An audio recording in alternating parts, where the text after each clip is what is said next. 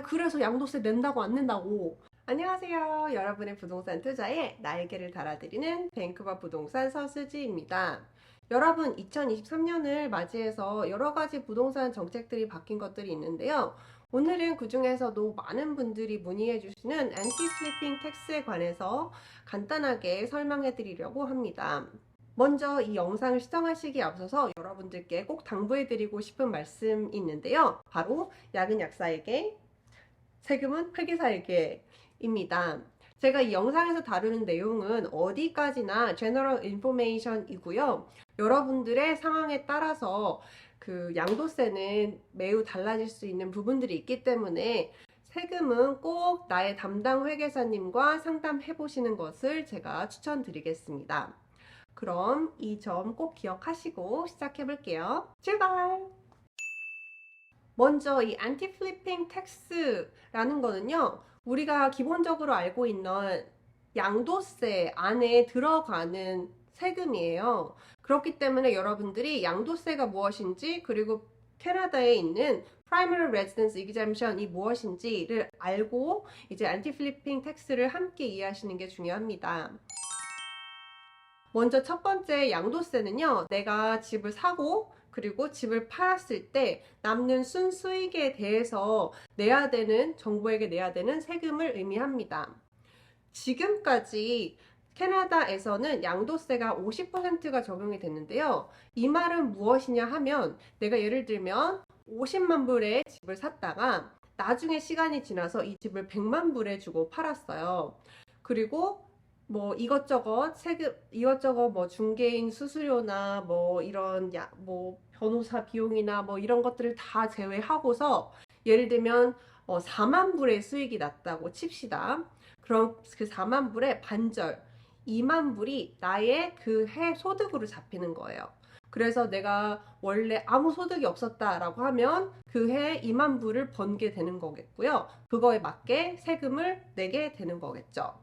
그렇기 때문에 제가 앞서 말씀드린 것처럼 나의 세율이 뭔지 그리고 나의 소득이 뭔지에 따라서 양도세 적용이 다르게 되니까 꼭 회계사 분과 상담을 하시는 게 중요해요.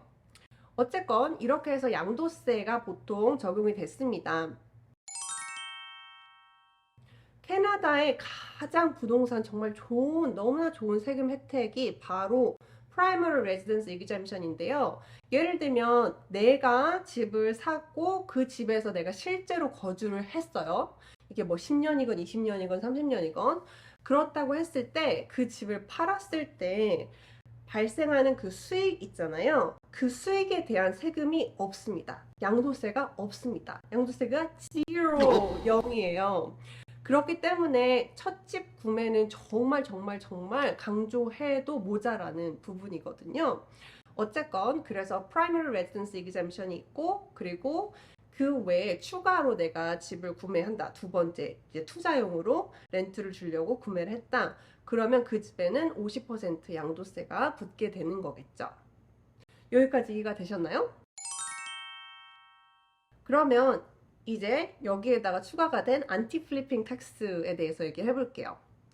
안티 플리핑 텍스 같은 경우에는 내가 이게 실제로 거주를 했건 아니면 이게 투자용이건 집을 사고 집을 팔 때까지 365일 미만이었다라고 하면 거기에 생긴 순수익은 이제 50%가 아니라 100%가 다 나의 수입으로 잡힌다 라는 것을 의미합니다. 그래서 아까 말씀드린 케이스라고 하면 4만 불이 전체 내 소득으로 잡히는 거겠죠. 요게 바로 안티 플리핑 텍스입니다. 이 안티 플리핑 텍스는 내가 실거주를 했건 아니면 이게 투자용으로 샀건 상관없이 12개월 미만의 사고 팔고를 했으면 다 100% 적용이 됩니다. 하지만 여러분, 사람들마다 정말 피치 못하게 집을 팔아야 되는 상황이 생길 수도 있잖아요. 그래서 정부에서는 그 점을 인지를 하고, 만약에 네가 뭐 이직을 해서 이사를 가야 된다거나 아니면 가족에 누가 돌아가셨다거나 아니면 새로 애가 탄생을 했다거나 아니면 이혼을 했다거나 뭐 별거를 한다거나 뭐 이런 정말 피치 못하게 집을 팔아야 되는 상황을 이해를 하고 그런 점에 있어서 면제가 됩니다. 자, 이렇게 해서 제가 Primary Residence Exemption 그리고 기존의 양도세 Capital Gains Tax라고 영어로는 얘기를 하죠. 그리고 그 양도세에 추가로 이제 Anti-Flipping Tax 요거까지 이제 정리를 해봤는데요. 지금도 사실 여러분 헷갈리시죠? 무슨 말인지 잘 모르겠죠? 그래서 사실 여러분들이 가장 궁금하게 여기시는 부분이 이걸 것 같아요. 아, 그래서 양도세 낸다고 안 낸다고. 그거랑 만약에 낸다면 그럼 50% 내냐고 100% 내냐고 요거 두 가지가 가장 궁금하신 질문일 것 같은데요. 그래서 제가 간단하게 여러분이 이 플로우를 따라갈 수 있게 제가 플로우를 차트를 만들어 봤어요. 그래서 여러분 간단하게 yes or no로 대답하셔서 나한테 맞는 양도세를 찾아보면 될 것 같아요. 자, 그러면 이 플로우 차트 보면서 제가 설명해 드릴게요. 첫 번째, 내가 실거주로 했던 집을 팔았느냐 안 팔았느냐, 요거 yes라고 하시면 여기 yes 따라가시고요. 그리고 12개월 이상 거주했느냐 라고 하면 양도세가 0이 되겠죠.